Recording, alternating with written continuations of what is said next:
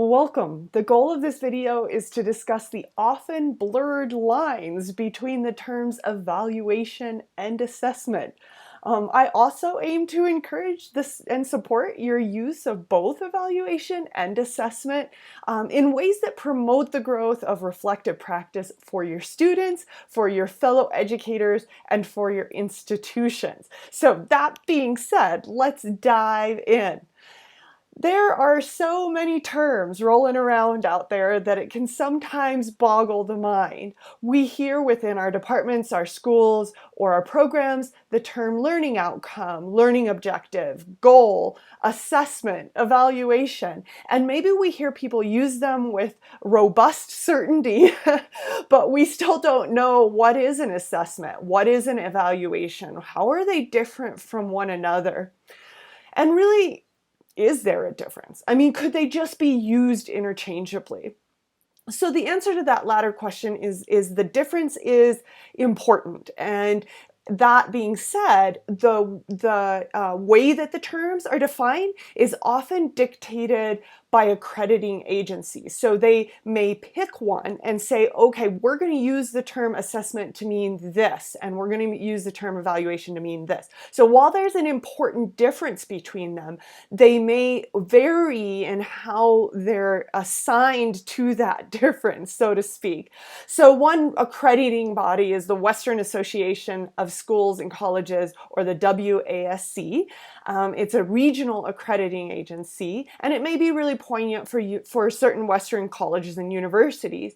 Now, there are other accrediting agencies, for example, NCATE, we've heard of if we're in the College of Education. So the college, this is the National Council for Accreditation of Teacher Education.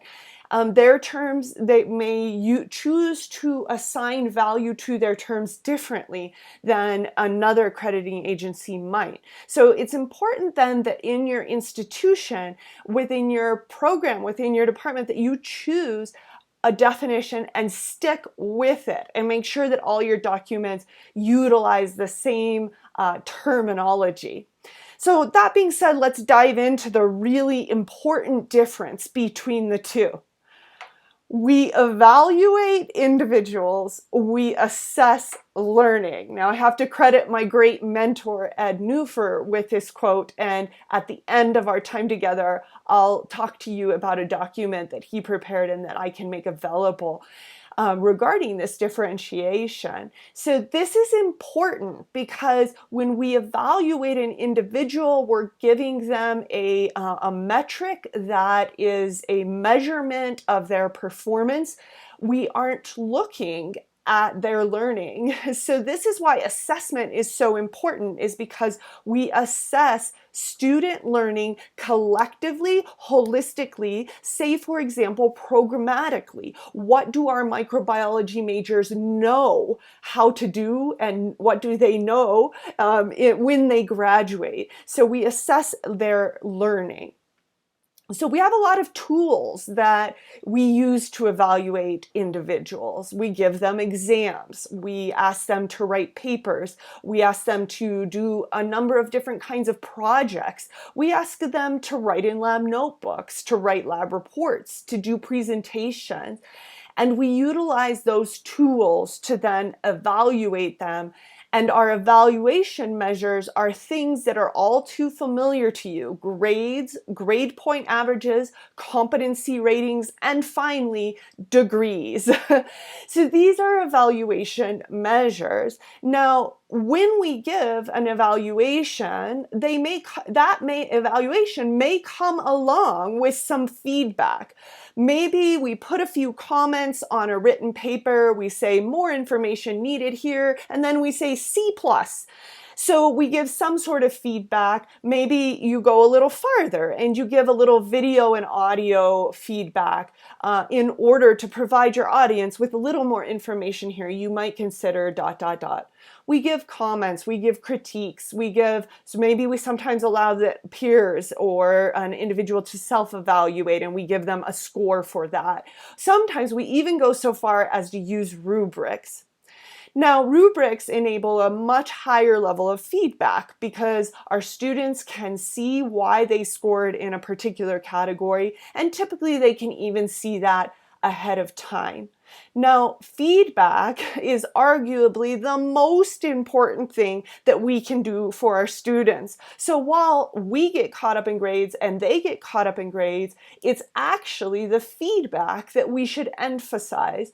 In fact, if you look at the work of John Hattie over the years of like 1999 through 2009, over a decade, he actually did compiled a synthesis of over 800 meta-analyses, and he found that feedback was the single largest effect size of any factor improving achievement, and that included relationships between instructors and their students, and we know those are incredibly important. So feedback it's pivotal to students, and truth be told, feedback is really only valuable if I have another chance, right?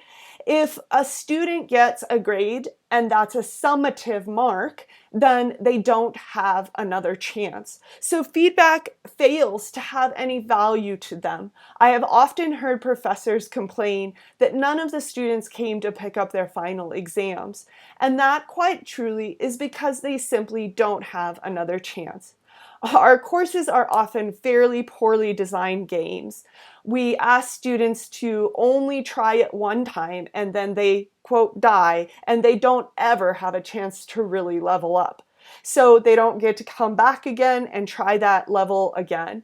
So that not having another chance makes it so that the most valuable thing we can give our students may no longer have any value to them.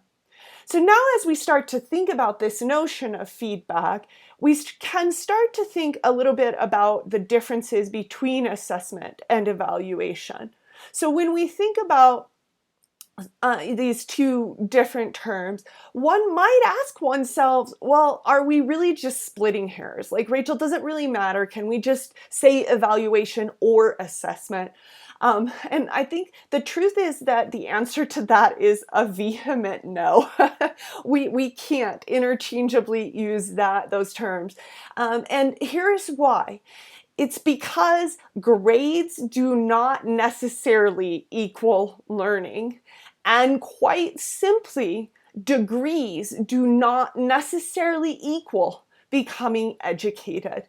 Just the other day, I was in a faculty learning community, and a group of my faculty members found this image. It was found in the Times Higher Education, and the thing that makes this such a paradox is the title of the work. It was Students Answer, Who Should Pay for My Education? And notice here that the cartoon is paying for a degree. It shows that we commonly confound those two things, an education and a degree. And because of that, students have come to value grades over learning. They've come to value the degree over becoming educated. And so we must differentiate with our students the difference between a grade and their learning. And one of the ways we can do that is by very clearly articulating the difference between evaluation and assessment. So remember, in assessment, we're actually looking at student learning.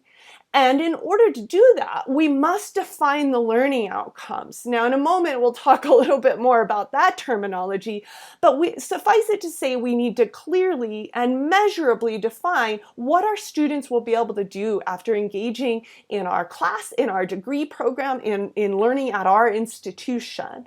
And then we choose a method or approach. That is to say, we develop classes, we develop assignments, we develop active learning exercises, and things that our students will engage with, and we develop assessments that all align with our learning outcomes. They all are completely coming from one begets the other. So if we want our students to be able to do something, we need to give them the chance to practice that in class, and then we need to assess their collective learning. We gather, compile, analyze, and interpret evidence that allows us to understand, have our students learned? Where have they learned? Where have they not learned as well? Meaning, really, where can I as an educator do better?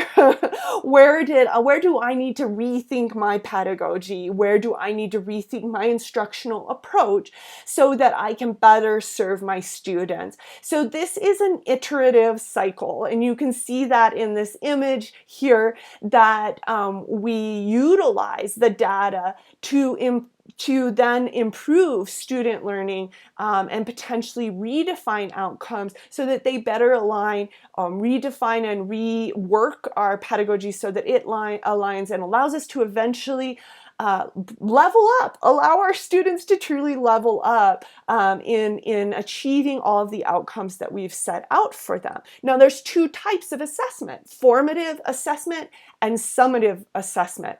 Formative, as you just might think, is along the way. Summative is after they've already finished something.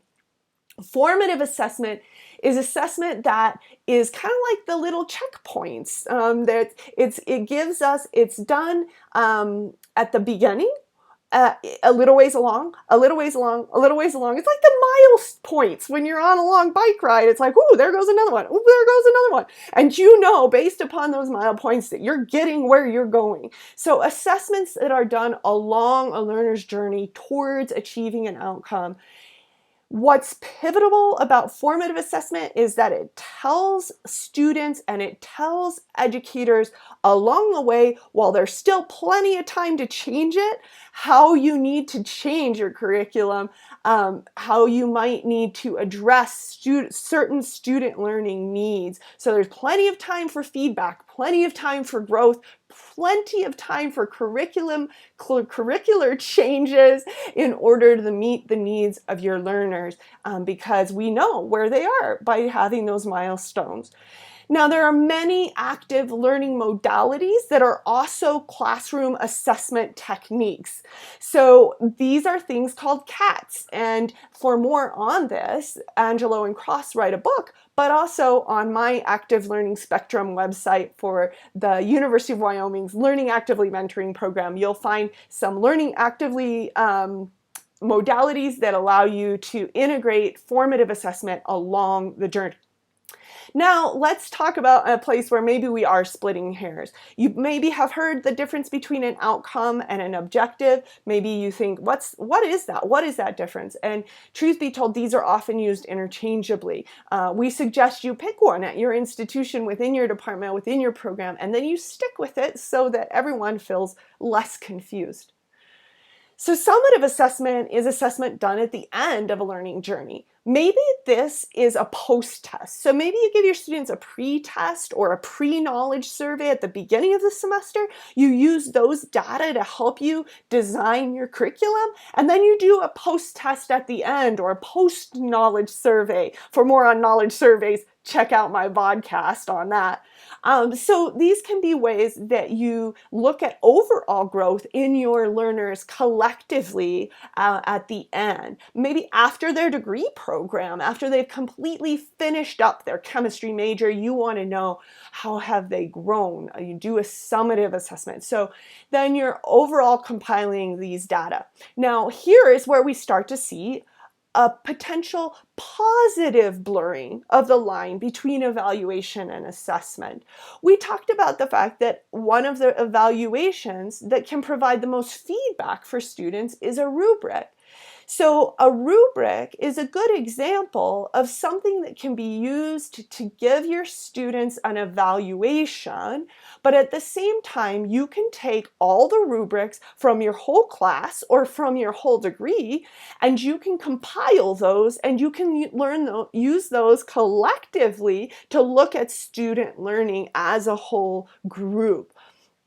So then we start to see that evaluations can, in fact, be assessments, but that it is very important in the end of the day for us to understand the distinction between these two things and to enact both in such a way that we're keeping one another in mind and feedback in mind. And maybe Maybe feedback is the blurrer of the evaluation assessment line. Feedback for both our students, our learners, and for educators. I want to heavily credit, as always is true, my mentor, Dr. Ed Newfor, who has written a statement on writing effective statements for assessment of student learning. This not only is a document that delves into the difference between evaluation and assessment, but it's also a document that helps you to understand learning outcomes and building them and aligning them. He was informed in his writing of that by a document created at Park University. I've also cited Angelo and Cross, Hattie, but a book that I would like to suggest to you all that I actually like quite a lot is Fair Isn't Always Equal: Assessing and Grading in the Differentiated Classroom. And this is a K through 12 author who I think just does a beautiful job of helping to better guide you in assessments of class learning. That's a wrap.